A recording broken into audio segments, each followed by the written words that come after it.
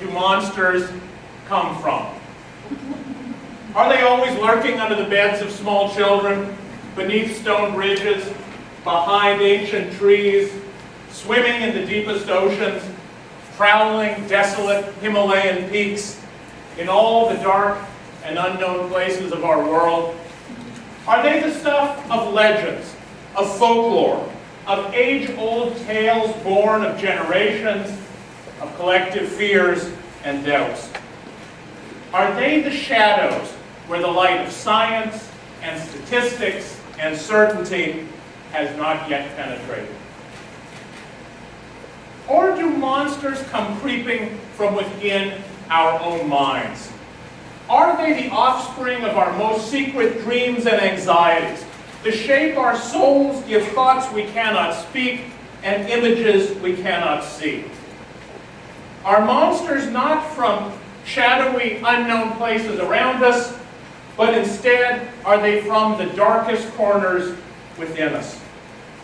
Are monsters, as Freud has taught us, really just creatures of the id, expressions of repressed sexual desires and anxieties over uncontrollable antisocial urges? Or might they be from that deepest sediment of the collective memory of our species, a phantom in the DNA of modern Homo sapiens, the remnant of a distant Paleolithic past of mortal battles with fearsome saber-toothed predators? Or, most prosaically of all, do monsters today come from corporations? From creative teams and armies of special effects technicians and computer graphic whizzes and a global entertainment industry dedicated to keeping us amused and addicted? Do monsters just pour from Pixar and DC Comics and Nintendo like Model Ts once streamed off the assembly line at Ford? When I was growing up, I knew exactly where monsters came from. They came from Japan. And the way those monsters first found their way from a string of islands off the northeast coast of Asia to a salmon pink rancher on East Brookside Drive in Bryan, Texas, was through the magic of television. I saw my first Godzilla movie when I was 7 or 8 years old. It was a Saturday afternoon. I was lying on my stomach on the blue shag carpeting in my parents' bedroom, watching the Creature double feature from Channel 39 in Houston. I can't remember which Godzilla film it was, but I remember the colors were bright, the dubbing was terrible, and the monster? Well, the monster was absolutely unforgettable. For me, it was love at first sight. Godzilla was 20,000 metric tons of monstrous perfection.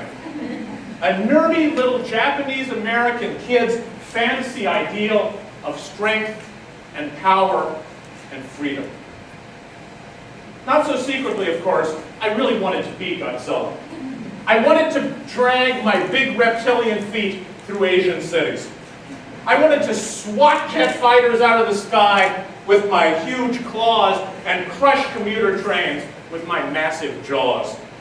I most certainly did not want to do my homework or finish up my chores around the house or help my grandmother with her needlepoint.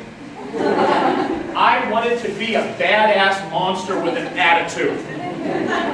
Live to trash skyscrapers and battle supersized lobsters, apes, and moths. Now, needless to say, way back then I had no interest in how Godzilla came to be or what the monster's backstory was.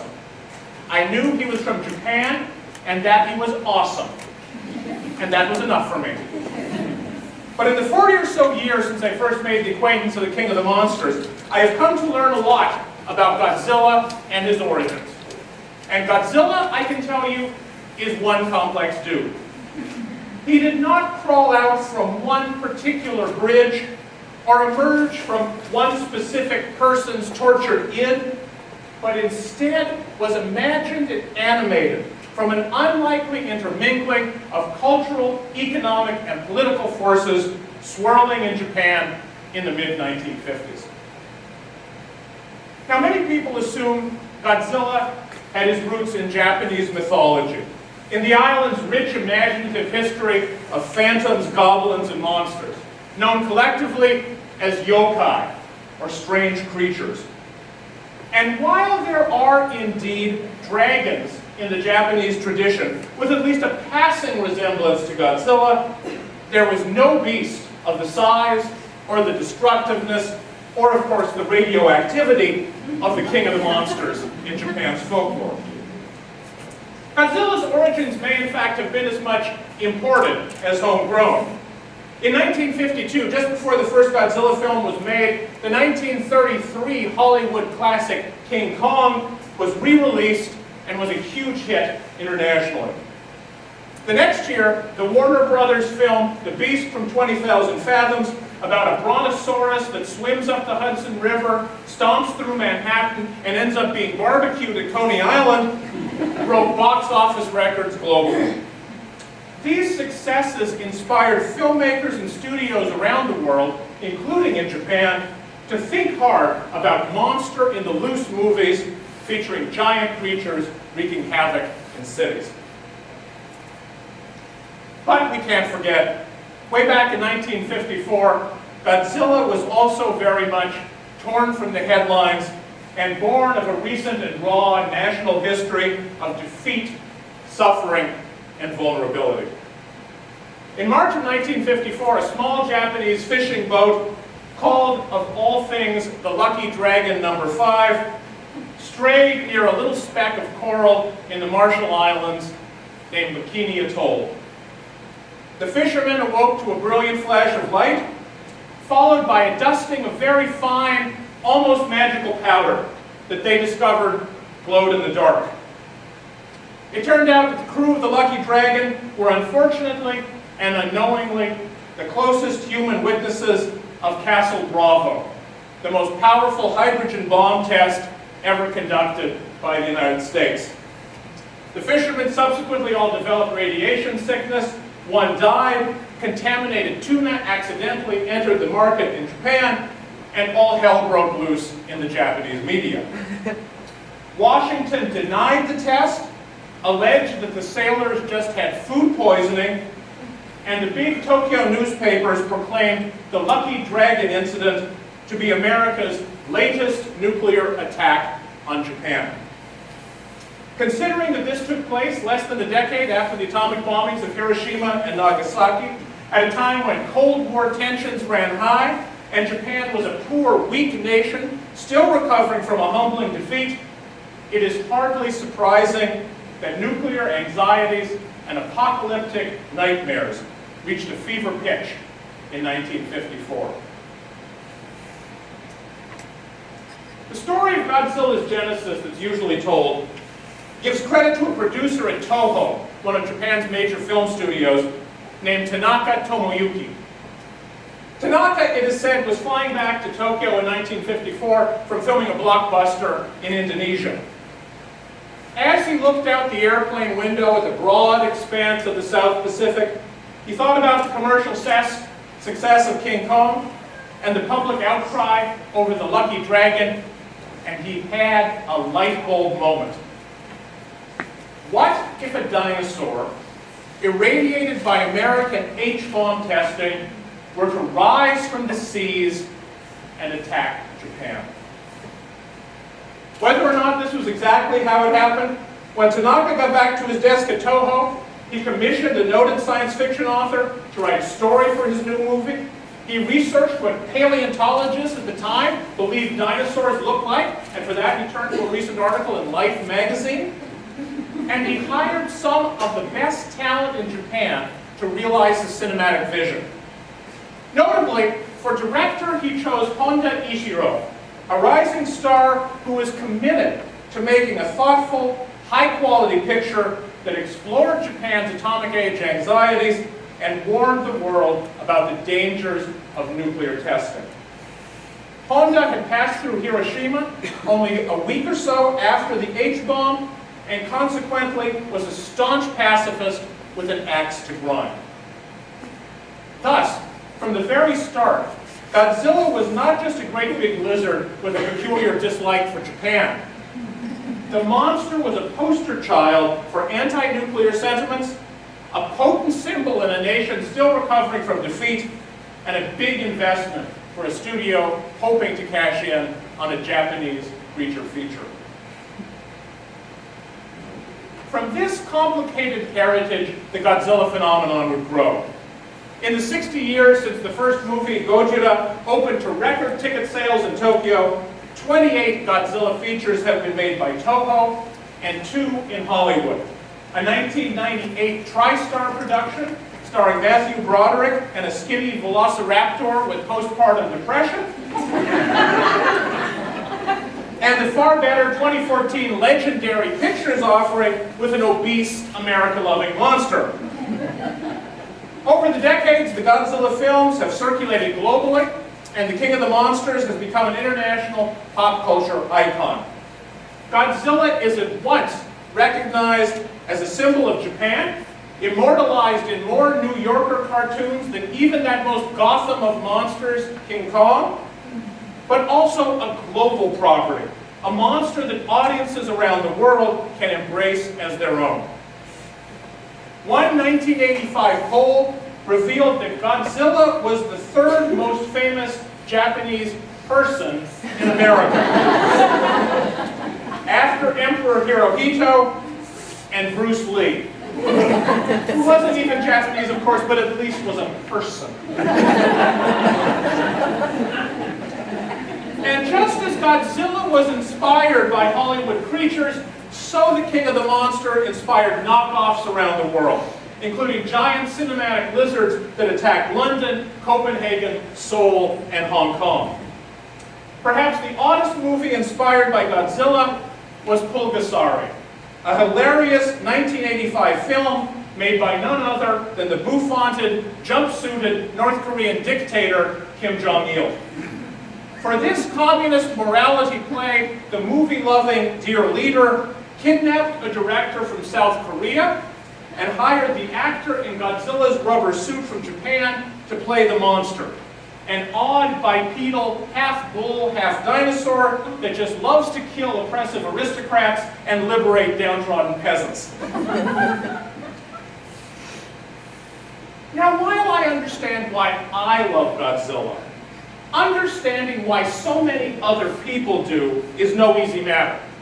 So when about 10 years ago I wrote my book, Godzilla on My Mind, I asked fans across the United States to explain to me why they were so attached to a Japanese movie monster.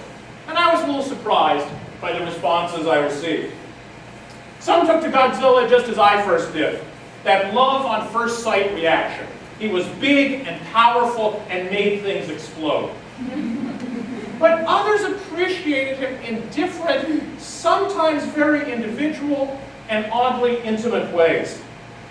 Some reported they loved Godzilla because he's a hero. He stands up for what he believes in, he fights with all his might, and he usually wins.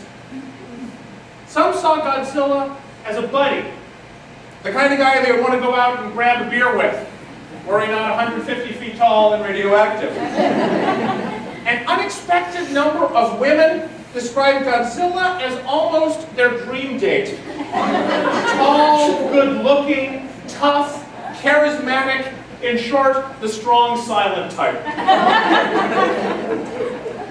Many people appreciated Godzilla for making them laugh, especially in the cheesy, low-budget, so-bad-they're-good films made during the 1960s and 1970s. Most fans I heard from, however, had an enduring love of Godzilla because the movies transported them back in time. To their youth, to a kinder, gentler age, to a hazy past of innocence. Seeing a man in a rubber suit walk through toy cities carried them imaginatively to a place remembered, or at least imagined, as safer, simpler, and better. A time before global terrorism, climate change, HIV, SARS, and Ebola. Godzilla, for so many of us, evokes a nostalgia for a time gone by and a childhood long past. a place in which good always beat evil, heroes always walk tall, and we can all feel safe on blue shag carpeting, in front of a big TV set, in a salmon pig rancher, in a world that made more sense. If there is one thing that Godzilla teaches us in his 60-year journey from atomic age specter to goofy double feature star to international pop icon, it is how much we all need monsters. We need them for the joy of being frightened, for that thrilling rush of adrenaline that only a creature can bring. We need them to give us a face and perhaps a roar for anxieties and emotions we cannot see, whether it's radiation or fear of a world out of control or just not knowing what lurks at the end of a dark hallway. We need them to remind us of horrors, both real and imagined, that we wish to shut our eyes to, but which we cannot and should not forget. We need them for the freedom that only the fantastical can grant us. I suspect that one reason why we love monsters is because we envy them. Because sometimes we all want to be bigger and stronger and free from the constraints of polite society. We all have that urge to roar and let loose and take out our aggressions. Monsters, it seems to me, allow us to live vicariously a kind of ultimate, uncontrolled freedom. And we need monsters because they allow us to dream. Creatures like Godzilla liberate our imaginations. They trample on the intellectual strictures of rationality and science. They stomp on the rules of etiquette and our everyday expectations of the way things should be. Monsters free up our minds, let our creativity run wild, and allow our instincts to take over, at least for a moment, from the rigid structures of intellect. Monsters, in other words, let us truly live and understand what it means to be human.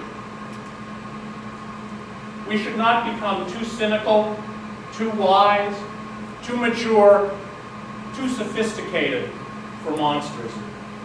They are companions we all can use in navigating the complexities and uncertainties of life and a world in constant flux.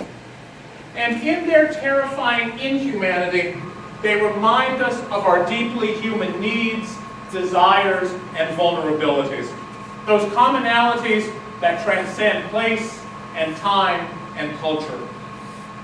In an age of polarization, division, and accelerating fragmentation, when we spend so much time imagining that all we hate and dread is on Fox News or on MSNBC, in the mosque or in the cathedral, in the 1% or among the other 99, we would do well to go back to looking for monsters under the bed or beneath the bridge or in the darkness or on that big silver screen. Thank you so much.